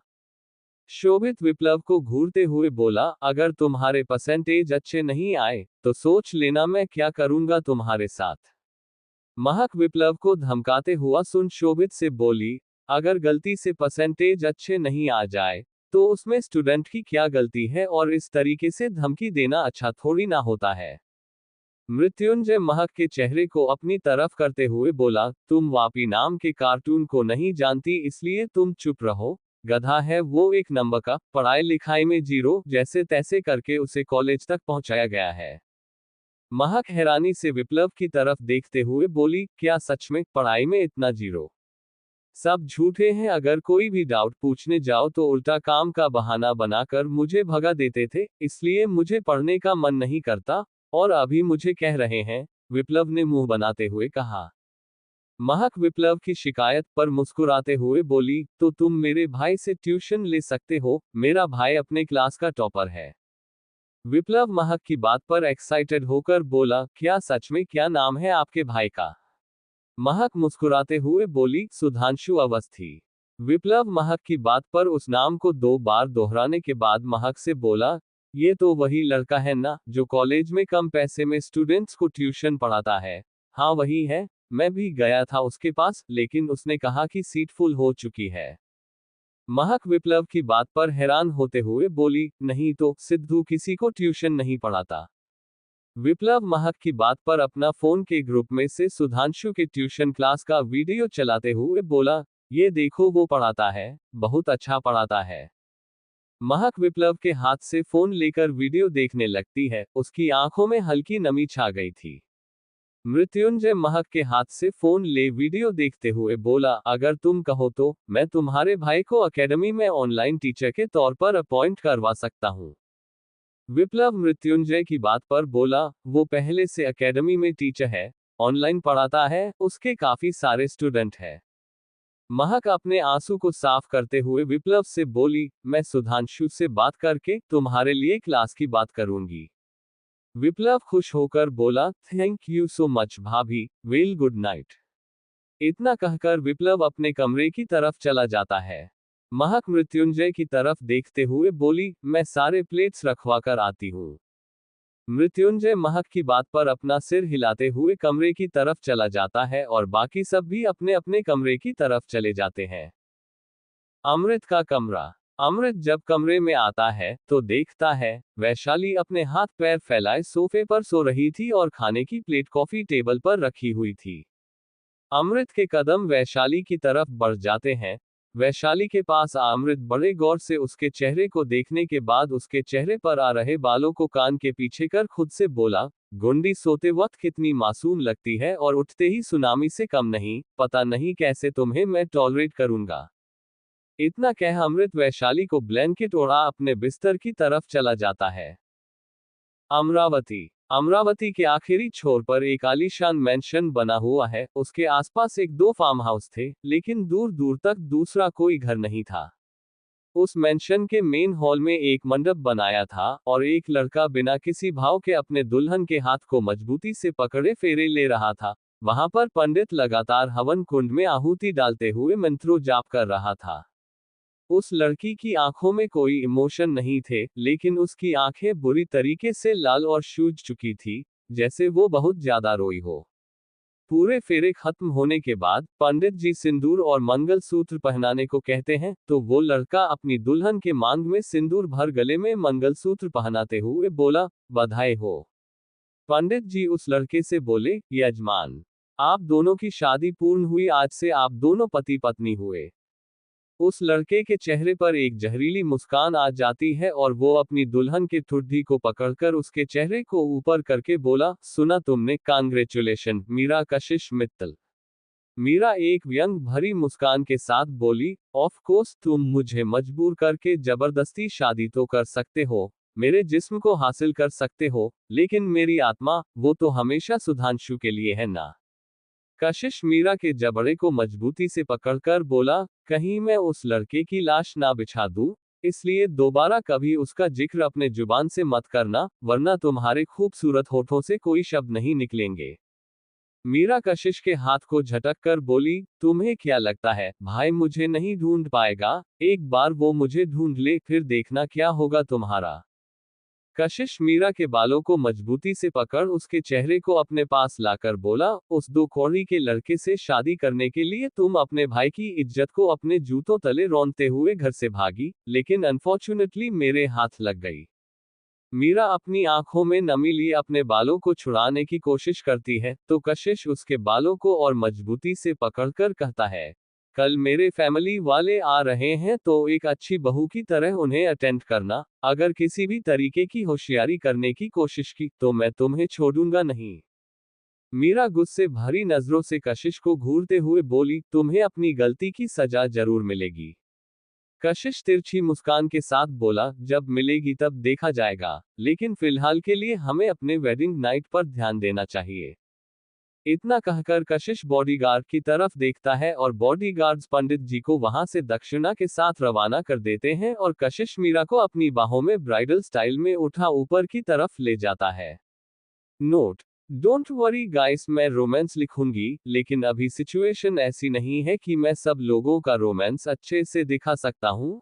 वैशाली तो वैशाली है, महक शर्मिली है, उसे थोड़ा बोल्ड बनाना होगा। तब तक इन सब की केमिस्ट्री एंजॉय कीजिए, लेकिन बहुत जल्दी आप लोगों को रोमांस भी देखने को मिलेगा। अब आगे। मित्तल मेंशन। मीरा कशिश से खुद को छुड़ाने की कोशिश करते हुए बोली, आर यू मैड, तुम मेरे साथ जबरदस्ती नहीं कर सकते। कशिश मीरा को कमरे में ला बिस्तर पर बैठाते हुए बोला, यू टोल्ड द ट्रूथ, मैं तुम्हारे साथ जबरदस्ती नहीं कर सकता। But imagine if I did, कितना चिल्लाओगी तुम, आंसू बहेंगे, लेकिन तुम्हें बचाने वाला कोई नहीं होगा। मीरा गुस्से भरी नजरों से कशिश को देखते हुए बोली, मुझे बस एक बार मौका मिले, मैं यहाँ से चली जाऊंगी। कशिश तिरछी मुस्कान के साथ बोला, where will you go baby, जहां भी जाओगी कशिश मित्तल को पाओगी। And put one more thing in your head, मुझे धोखेबाजों से सख्त नफरत है। मीरा कशिश को खुद से दूर धकेल कर बोली, तुम बस इंतजार करो। कशिश मीरा के जबड़े को मजबूती से पकड़कर बोला, तुम्हारी अकड़ मेरे सामने मत दिखाओ, क्योंकि मैं सुधांशु अवस्थी नहीं हूं जो तुम्हारे नखरे झेलेगा। मैं चाहूं तो अभी इसी वक्त तुमसे अपनी पत्नी होने का हक मांग सकता हूं, and you can't do anything to me. Meera अपनी आंखों में नमी लिए कशिश को देखने लगती है तो कशिश उसे छोड़कर बाथरूम की तरफ चला जाता है। मीरा बिस्तर पर रोते हुए बैठ जाती है, उसकी आंखों के सामने 1 महीने पहले जो कुछ भी हुआ था, सब आने लगता है। फ्लैशबैक। 1 महीने पहले। मीरा महक के खाना देने जाने के बाद एक गहरी सांस ले कमरे से बाहर आती है, तो देखती है सभी लोग अपने अपने काम में बिजी थी। मीरा अपनी आंखों में नमी लिए धीरे से बोली, आई एम सॉरी भाई, लेकिन मैं सुधांशु को नहीं छोड़ सकती। I love him so much, मैं मर जाऊंगी उसके बगैर, मुझे माफ कर देना। इतना कहते हुए मीरा कमरे में वापस आती है और अपने लिए पैक किए बैग को उठाकर विला के पीछे बने गेट की तरफ चली जाती है। मीरा बाहर इधर उधर देखती है तो वहां पर कोई सिक्योरिटी नहीं थी, क्योंकि शादी सिक्योरिटी मेन गेट पर लगी हुई थी, जिसका फायदा उठा मीरा जल्दी से विला से बाहर निकल जाती है। तब तक बारात भी आ चुकी थी और सभी उसमें बिजी हो गए थे। मीरा सीधा हाईवे की तरफ चली जाती है। रात काफी हो गई थी, जिस कारण उसे डर भी लग रहा था, लेकिन उसे जैसे तैसे सुधांशु तक पहुंचना था। मीरा जब हाईवे पर पहुंचती है तो ऑटो देखने लगती है, लेकिन एक भी ऑटो वहां पर नहीं थी। मीरा लिफ्ट मांगने के लिए अपना हाथ आगे करती है, लेकिन रात काफी होने के कारण कोई उसे लिफ्ट नहीं दे रहा था। मीरा थोड़ी और आगे जाकर लिफ्ट मांगने लगती है तो उसके आगे एक ब्लैक महिंद्रा आकर रुकती है। मीरा 2 कदम पीछे हो जाती है। उस गाड़ी से बॉडीगार्ड्स बाहर आते हैं और उसके पीछे खड़े बुगाटी से कशिश बाहर आता है। कशिश मीरा को बिना किसी भाव के देखते हुए बोला, मरना है तो जाकर किसी अच्छे से ट्रक के नीचे आकर मर जाओ, हम लोगों का टाइम वेस्ट क्यों कर रही हो। मीरा कशिश की बात पर जल्दी से बोली, आई एम सॉरी सर, मैं ऐसा नहीं करना चाहती थी, लेकिन प्लीज मुझे आगे तक लिफ्ट चाहिए। कशिश मीरा को ऊपर से लेकर नीचे तक देखते हुए बोला, शादी से भाग रही हो, इसके लिए करिए या लड़का। मीरा अपना सिर झुकाकर बोली, प्लीज सर, मुझे आगे तक लिफ्ट दे दीजिए। कशिश का असिस्टेंट रौनक कशिश से बोला, बॉस, हमें जल्दी घर पहुंचना है, इसे हम आगे तक छोड़ देंगे। कशिश एक नजर रौनक को देखने के बाद जाकर अपनी कार में बैठ जाता है, तो रौनक कशिश से कहता है, मैडम आप जाकर अंदर बैठ जाइए। मीरा हल्का मुस्कुराकर बोली, thank you so much sir. इतना कहकर मीरा जल्दी से गाड़ी में बैठ जाती है। उनकी गाड़ी हाईवे से तेज रफ्तार में वहां से निकल जाती है। मरीन ड्राइव के पास पहुंच मीरा जल्दी से बोली, बस यहीं पर। ड्राइवर गाड़ी रोकता है। मीरा हड़बड़ी में गाड़ी से उतर जाती है, जिस कारण उसके बैग से आईडी कार्ड और कुछ सामान नीचे गिर जाते हैं। मीरा सॉरी कहते हुए जल्दी से सामान को उठाने लगती है। कशिश की नजर आईडी कार्ड पर जाती है। वो आईडी कार्ड को उठाकर देखता है। कशिश एक नजर आईडी कार्ड पर डाल मीरा को देखते हुए बोला, मीरा सारंग। मीरा कशिश के हाथ से आईडी कार्ड लेते हुए बोली, मेरा नाम है सर, एंड थैंक यू। कशिश तिरछी मुस्कान के साथ मीरा से बोला, आज तो तुम्हारी शादी है ना, इस बारे में ऑल इंडिया को पता है और तुम मृत्युंजय सारंग की बहन हो और अपने घर को छोड़कर भाग रही हो। मीरा का गला सूखने लगता है और वो सहमी हुई नजरों से कशिश की तरफ देखते हुए कहती है, आप मेरे भैया को कैसे जानते हो? कशिश रौनक की तरफ देखते हुए बोला, रौनक जिसे ढूंढा गली गली, फाइनली वो मुझे मेरे ही गाड़ी में मिली, नॉट बैड। मीरा उसकी उल्टी सीधी बात सुनकर कंफ्यूज हो जाती है कि अचानक उसे अपने गले में एक तेज दर्द महसूस होता है और कुछ ही पल में मीरा कशिश की गोद में बेहोश पड़ी हुई थी। कशिश मीरा तो चेहरे में आए बालों को उसके कान के पीछे कर मुस्कुराते हुए बोला, सोचा नहीं था इतनी आसानी से तुम्हें पा लूंगा मैं, मीरा सारंग। इतना कहकर कशिश रौनक की तरफ देखता है, जो कि बाहर खड़ा हुआ था और उसके बगल में एक बॉडीगार्ड था, जिसके हाथों में इंजेक्शन था, जिसे उसने मीरा की गले में इंजेक्ट किया था। कशिश की नजर खुद पर महसूस कर रौनक थोड़ा झिझकते हुए बोला, बॉस हमें कल सुबह वाशिंगटन के लिए निकलना है। कशिश रौनक की बात पर बोला, तो क्या हुआ, जेट रेडी करो, हम सुबह की जगह अभी निकलेंगे, एयरपोर्ट चलो। रौनक कशिश के ऑर्डर पर आगे कुछ नहीं कहता और उनकी गाड़ी सीधा एयरपोर्ट के लिए निकल जाती है। Flashback and present. एक तेज आवाज के कारण मीरा की तंद्रा टूटती है और वो फिर से प्रेजेंट में आ जाती है और अपना सिर घुमाकर देखती है, जहां पर कशिश हेयर ड्रायर को पटक रहा था। मीरा अपनी नजरें कशिश से फेर लेती है। कशिश खुद को इग्नोर होता हुआ पाकर एक बार फिर हेयर ड्रायर को जोर से पटकता है, तो मीरा चिल्लाते हुए कहती है, क्या दिक्कत है तुम्हारी, क्यों नुकसान कर रहे हो? कशिश अपनी एक आईब्रो ऊपर करके बोला, मेरे पैसे का है, मेरी मर्जी। मीरा बिस्तर से उठते हुए बोली, मुझे अपने कमरे में जाना है। कशिश व्यंग भरी मुस्कान के साथ बोला, मेरे घर में तुम्हारा कमरा कहां से आ गया, बेबी? मीरा गुस्से से बोली, जब तुम मुस्कुराते हो तो मुझे ऐसा लगता है जैसे तुम मुझे गाली दे रहे हो। कशिश अपनी मुस्कान और बड़ी करते हुए बोला, हमारी शादी हो चुकी है तो ये कमरा हमारा हुआ, ना तुम्हारा ना मेरा, हमारा। मीरा कशिश को इग्नोर करते हुए सोफे में जाकर सो जाती है। कशिश टॉवल से अपने बाल सुखाते हुए बोला, ये मत सोचना कि तुम्हारे नींद में जाने के बाद मैं तुम्हें अपनी आगोश में उठाकर बिस्तर पर सुला दूंगा। प्यार नहीं है तुमसे, तुम्हारे भाई को नीचा दिखाने के लिए तुमसे शादी की है। मीरा कशिश क्यों फालतू बात पर गौर ना करते हुए चुपचाप सो जाती है। कशिश 2 मिनट तक मीरा को घूरने के बाद लाइट्स ऑफ कर बिस्तर पर चला जाता है।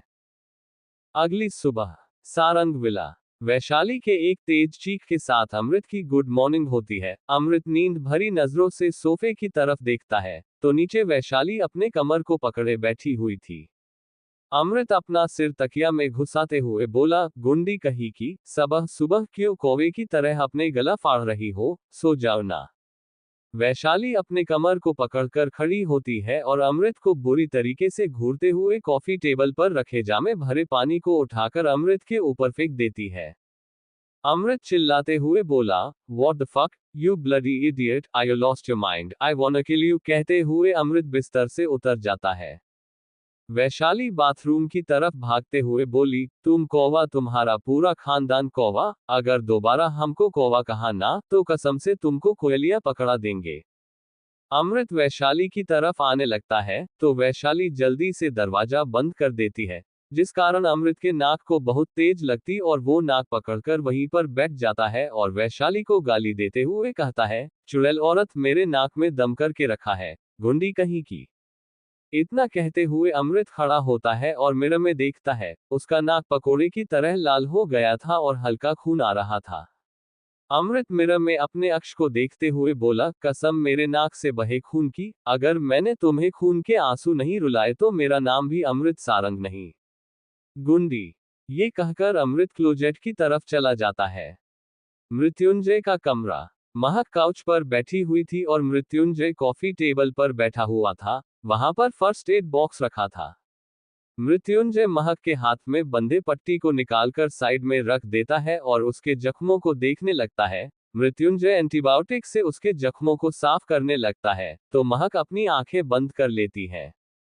मृत्युंजय महक की तरफ देखता है। महक रूंधे हुए गले से धीरे से बोली, फूकी कीजिए ना। मृत्युंजय धीरे धीरे फूंक मारते हुए महक के हाथ की सफाई कर उसे फिर से पट्टी बांध देता है। मृत्युंजय वार्निंग टोन में बोला, आज मुझे ऑफिस जाना है, शाम को अगर मैं आया पर मुझे पता चला कि तुमने कुछ काम किया है, तो मैं तुम्हारे हाथ तोड़ दूंगा। महक छोटा सा मुंह बनाकर बोली, मारपीट के अलावा और कुछ आता है आपको? मृत्युंजय महक की बात पर उसके चेहरे की तरफ झुकने लगता है, तो महक पीछे जाते हुए कहती है, आप क्या कर रहे हो? मृत्युंजय महक के चेहरे के दोनों तरफ काउच पर हाथ रख बिल्कुल महक के चेहरे के पास आकर बोला, मैं बता रहा था तुम्हें कि मारपीट के अलावा मुझे किसी को सेटिस्फाई करना भी बहुत अच्छे से आता है। महक अपनी आंखें बंद कर लेती है, तो मृत्युंजय महक के कांपते हुए होठों पर धीरे से अपने होठ रख देता है। मृत्युंजय महक के अपर लिप्स को लिक करते हुए लोअर लिप्स को शक करने लगता है। महक अपने हाथों के मुट्ठी बना लेती है, जिस कारण उसके मुंह से आह निकल जाती है। मृत्युंजय एक नजर महक को देख फिर से उससे पैशनेटली किस करने लगता है और उसके हाथों को धीरे से सहला। इस बार वो उसे फ्रेंच किस कर रहा था। महक के लिए किस का मतलब सिर्फ किस था। करीब 5 मिनट बाद मृत्युंजय महक के निचले होंठ को बाइट करते हुए उससे दूर होता है और उसके लोअर लिप्स को सहलाते हुए कहता है, तुम्हें सच में किस करना नहीं आता, जबकि मैं तुम्हें कई बार ट्रेनिंग दे चुका हूं। महक मासूम सा चेहरा बनाकर बोली, दो लोगों को लिप्स आपस में टच होता है उसे ही तो किस कहते हैं ना, लेकिन आप तो। मृत्युंजय महक के होंठ पर उंगली रखते हुए बोला, शुष्किस कई प्रकार के होते हैं। लिप्स टच होना पैक कहलाता है, और दो होठों को आपस में सक करना किस कहलाता है, और दो टंग का आपस में उलझकर सक करना फ्रेंच किस कहलाता है। अब समझी। महक के गाल बुरी तरीके से लाल हो गए थे। वो कुछ भी नहीं कहती। मृत्युंजय महक के गाल पर उंगली चलाते हुए बोला, I want to bite your cheeks, देखो कितने लाल हो गए हैं। महक अपना चेहरा दूसरी तरफ करते हुए बोली, मुझे नीचे जाना है, पूजा करनी है, मेड से कहकर नाश्ता बनवाना है। मृत्युंजय महक की बातों को इग्नोर कर उसके गाल को बहुत जोर से काट लेता है, जिस कारण महक की चीख निकल जाती है। महक की आंखों में आंसू आ जाते हैं। मृत्युंजय महक के गाल को सहलाते हुए बोला, अब ठीक है। महक मृत्युंजय को खुद से दूर करते हुए बोली, आप बहुत बुरे हो। मृत्युंजय महक के गाल को खींचते हुए बोला, हाँ मैं बहुत बुरा हूं, सिर्फ तुम्हारे लिए। महक सुबकते हुए मृत्युंजय की तरफ देखती है, तो मृत्युंजय उसकी आंखों में आए आंसू को साफ करते हुए कहता है, तुम्हें रोने का हक नहीं है, चलो नीचे पंडित जी आने वाले हैं, क्योंकि वैशाली की मुंह दिखाई के लिए मुहूर्त निकलवाना है। महक अपना सिर हिलाती है और जल्दी से खड़ी हो जाती है, तो मृत्युंजय उसके हाथ को पकड़ उसे फिर से धमकाते हुए कहता है, गलती से भी कोई काम नहीं करना है वरना। हाँ हाँ मुझे पता है, वरना आप मेरे हाथ तोड़ दोगे और मुझे मेरे हाथ बहुत प्यारे हैं। महक ने मृत्युंजय से अपना हाथ छुड़ाते हुए कहा। मृत्युंजय घूरकर महक की तरफ देखता है, तो महक जल्दी से बाहर भाग जाती है। मृत्युंजय गई महक को घूरते हुए बोला, एक दिन तुम्हें जरूर खा जाऊंगा मैं। महक अवस्थी। इतना कहकर मृत्युंजय भी कमरे से बाहर आ जाता है। अमृत का कमरा। वैशाली कछुए की तरह अपना सिर बाथरूम के दरवाजे से बाहर निकालकर देखती है, तो उसे रास्ता बिल्कुल साफ नजर आता है। वैशाली खुद से बोली, सिर्फ 10 मिनट की दूरी, फिर कर हर मैदान फतेह चल वैशाली, सड़ा हुआ बैगन आसपास नहीं है। इतना कहकर वैशाली अपना बाथरोब संभालते हुए क्लोजेट की तरफ भागती है। वैशाली जैसे ही क्लोजेट के पास पहुंचती है, क्लोजेट का दरवाजा खुलता है और वो सीधा अमृत के सीने से जा टकराती है। वैशाली गिरने को होती है कि अमृत उसे कमर से पकड़ लेता है। वैशाली की आंखें जो कि बिना काजल लगाए भी कजरारी थी, अमृत को उसकी तरफ आकर्षित कर रही थी। वैशाली अमृत को खुद की तरफ आता हुआ देख चिल्लाकर बोली, ओ मजनू साला, बीवी नहीं मानते, फिर भी प्रॉफिट चाहिए तुमको नहीं, अब दूर हटो, सीधा चिपके चले आ रहे हो। वैशाली के इस तरीके से चिल्लाने पर अमृत उसे तुरंत छोड़ देता है, जिस कारण वैशाली धड़ाम की आवाज के साथ फर्श पर गिर जाती है। वैशाली अमृत को गाली देते हुए बोली, हे राम, तोड़ डाला रे, साले ने हमरी कमर तोड़ दी, अब हम लकवा खा जाएंगे, गुड्डू महाराज बचाए लो हमको। अमृत वैशाली को घूरते हुए बोला, गला फाड़ना बंद करो, इतने भी जोर से नहीं लगा है, बिना मतलब का घर को सिर पर उठा रखा है, उठो अब। वैशाली अमृत को घूरते हुए बोली, हमको नौटंकी कहते हो, रुको तुम कभी बताते हैं। इतना कहकर वैशाली अमृत के पैर पर बहुत जोर से मारती है, जिस कारण अमृत धड़ाम से नीचे गिर जाता है।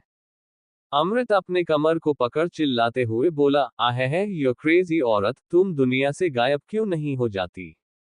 वैशाली मजे से खड़ी होते हुए बोली, अब जब तुम्हारे पिछवाड़े में लगी है, तो तुमको वो निकल रही है, इतनी देर से जब हम चिल्ला रहे थे, तो तुमको लगा हम गला फाड़ रहे हैं, पता चला जब पिछवाड़े पर लगती है तो कितना दर्द होता है। अमृत गुस्से से वैशाली को घूरने लगता है, वैशाली अपना जीभ दिखाते हुए क्लोजेट के अंदर चली जाती है। अमृत अपना बिजनेस सूट जिसे उसने संभाल रखा था, उसे ठीक से अरेंज कर खड़ा होता है और बिस्तर पर रख देता है, और बाथरूम में चला जाता है। वैशाली अमृत के क्लोजेट में जाती है, तो वहां पर कोई भी वुमेन आउटफिट नहीं थे, उसका दिमाग फिर से खराब हो जाता है। तभी कोई कमरे का दरवाजा खटखटाता है। वैशाली क्लोजेट से चिल्लाते हुए बोली, अरे बैगन, जाकर देखो जरा, कौन है। लेकिन फिर से कोई दरवाजा खटखटाता है, जिस पर वैशाली क्लोजेट से बाहर आते हुए गुस्से से बोली, साला किसी काम का नहीं है, एक नंबर का कामचोर है। इतना कहकर वैशाली दरवाजा खोलती है, तो सामने महक और निर्जला मुस्कुराते हुए खड़े थे। महक मुस्कुराते हुए वैशाली से बोली, तुम्हारे पास कपड़े नहीं होंगे ना, देखो तुम्हारे लिए कपड़े लेकर आए हैं हम लोग। वैशाली दरवाजे से हटते हुए बोली, आप लोग बाहर काहे खड़े हो, अंदर आओ। महक मना करते हुए बोली, नहीं, हम तो बस तुम्हें कपड़ा देने आए थे। वैशाली इरिटेट वाला चेहरा बनाकर बोली, अरे यार, शर्माने वाली क्या जरूरत है, हम बुला रहे हैं ना आपको, चलो अंदर। महक और निर्जला मुस्कुराकर अंदर आ जाते हैं। वैशाली दरवाजा बंद कर उन दोनों की तरफ आने लगती है, लेकिन उसके कमर में अभी भी दर्द था। महक वैशाली के चाल को देखकर बोली, तुम्हें क्या हुआ, तुम इस तरीके से। निर्जला महक को कोहनी मारकर चुप रहने के लिए कहती है, तो महक कंफ्यूजन में चुप हो जाती है। वैशाली महक की आधी बात को समझ जाती है और जैसे ही कुछ कहने लगती है, कि अमृत बाथरूम से बाहर आ जाता है। अमृत अपनी मॉम और भाभी को कमरे में देखकर थोड़ा हैरान होते हुए बोला, आप दोनों इस वक्त यहाँ। निर्जला अमृत की बात पर बोली, हाँ, वो वैशाली को कपड़ा देने आए थे, बाकी तुम दोनों रेडी होकर नीचे आ जाओ, आज की आरती तुम दोनों करोगे। अमृत अपना सिर हिलाता है, तो निर्जला और महक हाथ में पकड़े सामान को कॉफी टेबल पर रख कमरे से बाहर चले जाते हैं। वैशाली कमरे का दरवाजा अंदर से बंद कर अमृत को घूरने लगती है। अमृत उसके इस तरीके से घूरने पर कंफ्यूज हो जाता है। अब आगे। सुबह का वक्त। सारंग विला। अमृत का कमरा। अमृत अभी भी कंफ्यूज भरी नजरों से वैशाली को देख रहा था। वैशाली अमृत पर फटते हुए बोली, तुमको पता भी है, तुम्हारे अचानक छोड़ने के कारण हमरे कमर में दर्द है, और उन लोगों को लगता है कि हम लोग कल अपना वेडिंग नाइट एंजॉय कर रहे थे। अब जाकर बताओ उन लोगन को, सब तुम्हारे कारण हो रहा है। अमृत वैशाली को घूरते हुए बोला, अब इसमें भी मेरी ही गलती है, सुबह जब सोते हुए सोफे से नीचे गिरी थी उसमें भी मेरी ही गलती थी, और चिल्ला तुम रही थी छोड़ने के लिए, इसीलिए मैंने छोड़ दिया, फिर भी तुम्हें दिक्कत है। वैशाली अमृत को घूरते हुए बोली, हम बता रहे हैं तुमको, हमरा दिमाग अगर खिसक गया ना, तो साला कनपट के नीचे एक लगाकर मारेंगे ना, सारा अकल जमीन पर फैल जाएगा। अमृत अपने कदम वैशाली की तरफ बढ़ाते हुए बोला, हाउ डरे यू, तुम मुझे धमकी दे रही हो कौन तुम, जो मुझे धमकी दे सको, और क्या कह रही थी कल, हम लोग कोई राजकुमार नहीं है। मैडम, जरा अपने इस टपोरीपन से बाहर आकर देखो, लाखों लड़कियां शादी करने के लिए मर रही है हमसे, cause we are sarangs। Vaishali बिना अपनी जगह से हिले अमृत से बोली, हाँ तो कोई बहुत बड़ी तोप हो क्या, हो तो इंसान ही ना, खाने में खाना ही खाते हो, सोने चांदी नहीं, तुम्हें भी नींद आती है, सांस तुम भी लेते हो, दो पैरों पर चलते हो, चार पैरों पर नहीं, तो घमंड किस बात का है यार, एक दिन मरना तो तुमको भी है ना। अमृत खाकर तो पैदा नहीं हुए। अमृत वैशाली के बाह को मजबूती से पकड़ अपने आप से सटाकर बोला, वैशाली मिश्रा, आखिरी वार्निंग दे रहा हूं तुम्हें, किसी की इज्जत करो ना करो, लेकिन मुझसे तमीज से बात करना। एक ही कमरे में एक ही छत के नीचे हैं हम दोनों, किसी दिन तुम्हारी गर्दन काट दूंगा मैं। वैशाली अपने आप को छुड़ाने की कोशिश करते हुए बोली, चिपक कर रहे हो बे, छोड़ो हमको, और अगर हमरे गला को काटने की धमकी दे रहे हो ना, तो तुम भी सुनो, कान में तेल डालकर लाखन से कहकर तुम्हारे भेजे में गोली चलवाएंगे। अमृत वैशाली को धकेलते हुए छोड़कर बोला, हटो बेवकूफ औरत। इतना कहकर अमृत अपने कपड़े चेंज करता है और रेडी हो कमरे से बाहर चला जाता है। वैशाली उससे जाता हुआ घूरकर देखती है और खुद भी रेडी होने लगती है। अनफॉर्चुनेटली उसे साड़ी पहनना बहुत अच्छे से आता था, क्योंकि अक्सर कॉलेज में होने वाले कंपटीशन में पार्टिसिपेट करती थी, और सबसे खासियत बात ये, वैशाली एक बहुत अच्छी गायिका थी। मेन हॉल, सभी लोग नीचे मंदिर के सामने खड़े हुए थे। रचना खुन्नस में बोली, अब क्या दोपहर को घर की आरती होगी? क्या कोई और पूजा नहीं कर सकता? जरूरी है उस लड़की का पूजा करना। निर्जला रचना को समझाते हुए बोली, रचना, ये वैशाली का पहला दिन है ना घर में, तो उसी को पूजा करना है। रचना जैसे कुछ कहने के लिए मुंह खोलने लगती है कि उसे पायल की झनकार सुनाई देती है। सब लोग सीढ़ियों की तरफ देखते हैं, जहां पर वैशाली खड़ी हुई थी। विप्लव के दिल की घंटियां बजने लगती हैं। अब तो फोटो खींचने के लिए उसे एक मॉडल मिल गई थी, वैशाली नाम की, जिसके लिए वो बहुत एक्साइटेड था। अमृत की नजर वैशाली पर रुकी हुई थी, जिसने कानों में सोने के झुमके, गले में पुश्तैनी हार, अमृत का पहनाया हुआ मंगलसूत्र और हाथों में सोने की चूड़ियां पहन रखी थी, और अपने बालों को खुला छोड़ मांग में लाल सिंदूर लगा रखा था। हल्के ऑरेंज पीले रंग की साड़ी में वो बिल्कुल सोने की तरह चमचमा रही थी। वैशाली नीचे आती है और महक के सामने जाकर कहती है, सॉरी, हमको थोड़ा देरी हो गया। महक वैशाली की बात पर मुस्कुराकर बोली, कोई बात नहीं, चलो तुम्हें आरती करनी है। उसके बाद अमृत की तरफ देखते हुए अंडरस्को, भैया आपको भी वैशाली के साथ आरती करनी है। महक की बात पर वैशाली होश में आता है और अपना सिर हिला वैशाली के साथ आरती करने लगता है। पूरी आरती होने के बाद वैशाली सभी को प्रसाद देने के बाद सभी का आशीर्वाद लेती है।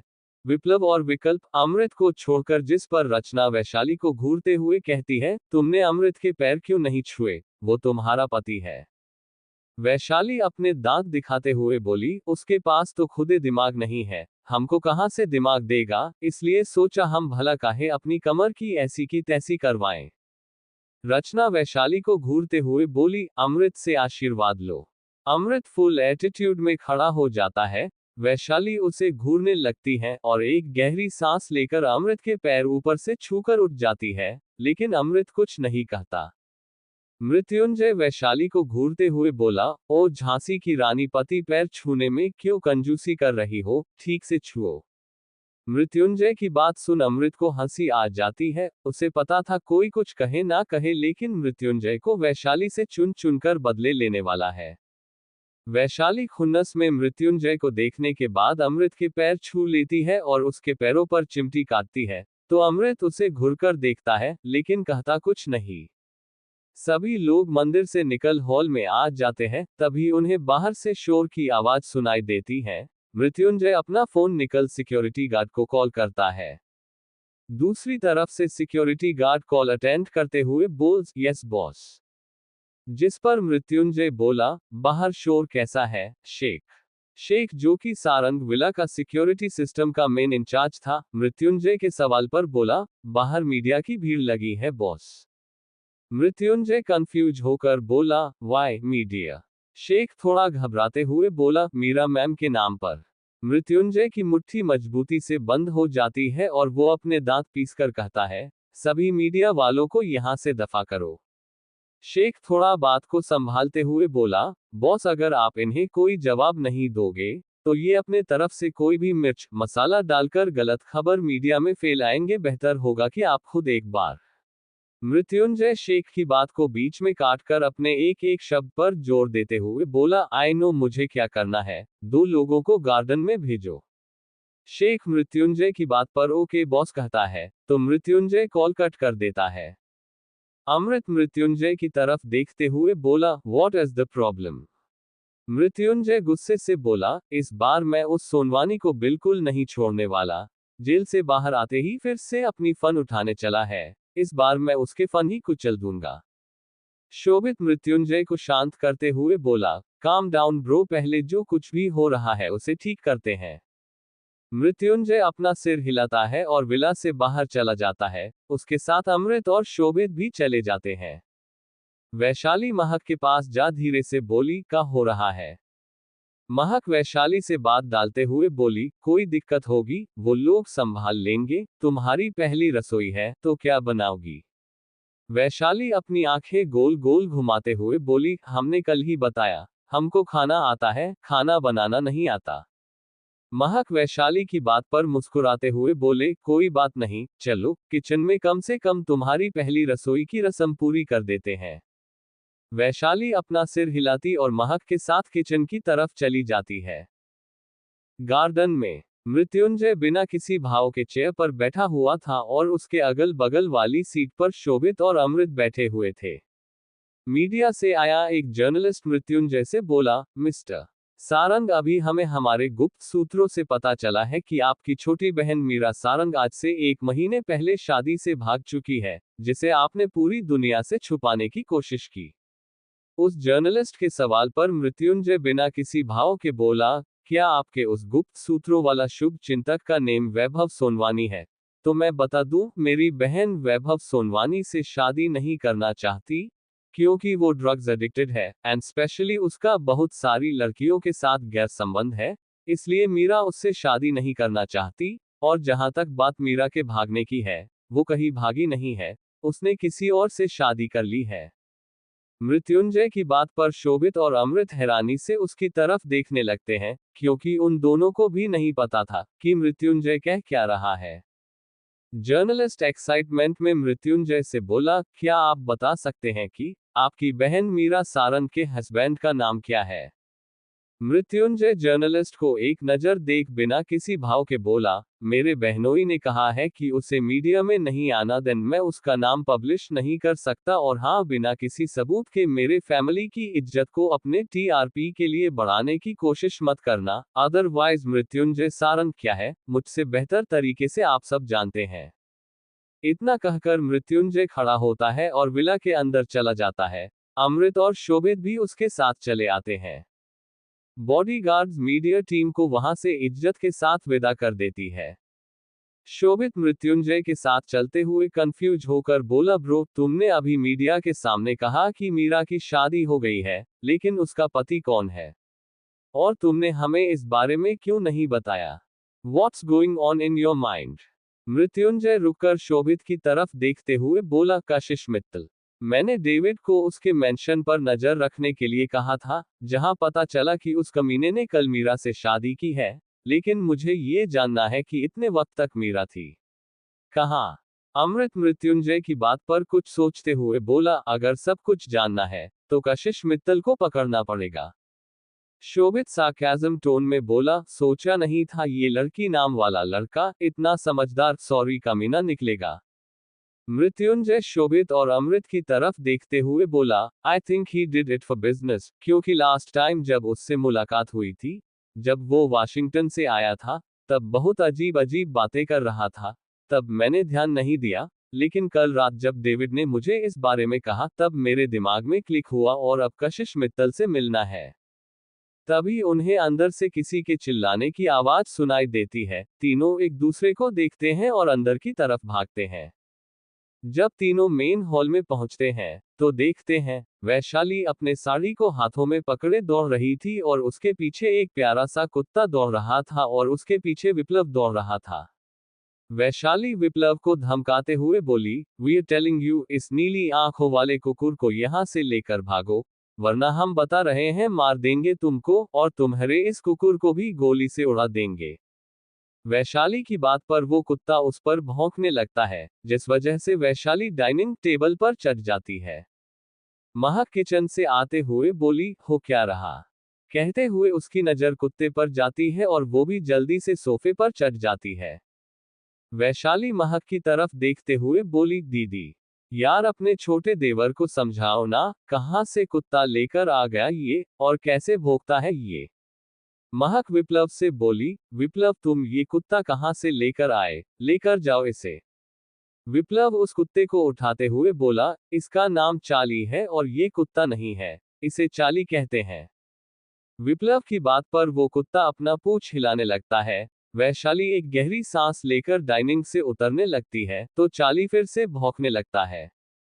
वैशाली डाइनिंग के ऊपर बैठते हुए गुस्से से बोली, साला ये चिल्लाता काय को है बे, हम थोड़ी ना इसकी रोटी चुराए हैं, हम तो किचन से हलवा लेकर आ रहे थे, साला इसके कारण बर्बाद हो गया। ये कहते हुए वैशाली फर्श की तरफ देखती है जहां पर हलवा बिखरा हुआ था, क्योंकि अचानक चाली के आ जाने के कारण वो डर से वैशाली के हाथ से छूट गया था। रचना शोर शराबा सुनकर नीचे आते हुए बोली, हो क्या रहा है यहाँ पर, कहते हुए उसका पैर हलवे पर पड़ता है और वो जैसे ही गिरने वाली होती है कि महक उसे जल्दी से पकड़ लेती है। शोभित भी जल्दी से जाकर रचना को संभालता है। रचना ठीक से खड़ी हो पूरे मेन हॉल का मुआयना लेते हुए गुस्से से बोली, क्या हाल बना रखा है पूरे हॉल का, किसने किया है ये सब। वैशाली चाली की तरफ इशारा करते हुए रचना से बोली, इस कुत्ते ने किया है ये सब, अगर ये हमारे सामने नहीं आता तो हमारे हाथ से हलवा नहीं गिरता, और अगर हलवा नहीं गिरता तो आप अभी गिरती नहीं। रचना वैशाली की आवाज पर उस तरफ देखती है और उसे घूरते हुए कहती है, तुम पहले नीचे उतरो डाइनिंग से। वैशाली कंफर्म करने के नाते बोली, पहले उस कुत्ते को पकड़ो, तभी उतरूंगी, वरना नहीं उतरूंगी। रचना विप्लव को घूरते हुए बोली, लेकर जाओ अपने इस पालतू को। विप्लव मुंह बनाते हुए चाली को लेकर अपने कमरे की तरफ चला जाता है, क्योंकि घर में कोई भी चाली को पसंद नहीं करता था, इसलिए विप्लव उसे अपने साथ अपने कमरे में ही रखता था। लेकिन दरवाजा खुला होने के कारण चाली नीचे आ गया था, और ये सब तमाशा भी हो गया था, और विप्लव की गैरमौजूदगी में विकल्प चाली का ख्याल रखता था। वैशाली विप्लव को जाता हुआ देखती है और जैसे ही डाइनिंग से उतरने लगती है कि उसकी साड़ी फंस जाती और वो गिरने वाली होती है कि अमृत उसे कमर से पकड़ लेता है।